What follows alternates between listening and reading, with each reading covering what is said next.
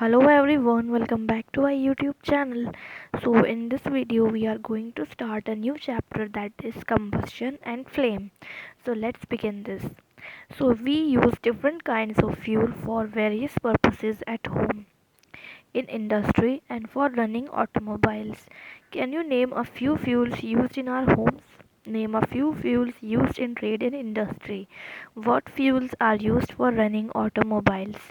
Your list will contain fuels like cow dung, wood, coal, charcoal, petrol, diesel, compressed natural gas, CNG, etc. Now, you are familiar with the burning of a candle. What is the difference between the burning of a candle and the burning of a fuel like coal? Maybe you were able to guess right. Candle burns with a flame, whereas coal doesn't. Similarly, you will find many other materials burning without flame.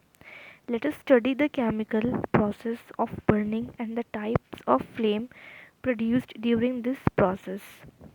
So in this chapter we are going to study different kinds of fuels and different kinds of flame, and also about a few different kinds of chemical process. So the topic which comes is 6.1, what is combustion? So recall the activity of burning of magnesium ribbon performed in class 7th. We learned that magnesium burns to form magnesium oxide and produces heat and light. That is given in figure 6.1. So 6.1 figure shows burning of magnesium.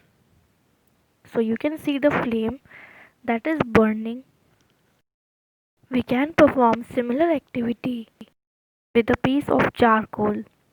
Hold the piece with a pair of tongs and bring it near the flame of a candle or a Bunsen burner. What do you observe? We find that charcoal burns in air. We know that coal too burns in air, producing carbon dioxide, heat, and light. A chemical process in which a substance reacts with oxygen to give off heat is called combustion. So you should know the definition of combustion, it's very important. The substance that undergoes combustion is said to be combustible. It is also called a fuel. So underline this definition of combustion, and the substance that undergoes combustion is said to be combustible, and it is also called fuel. That is the another name of this is fuel. The fuel may be sold liquid or gas. Sometimes light is also given off during combustion, either as a flame or as a glow. So the light which we see on burning of a candle, it's the flame, or as a glow you can say. So in the reactions mentioned above, magnesium and charcoal are combustible substances.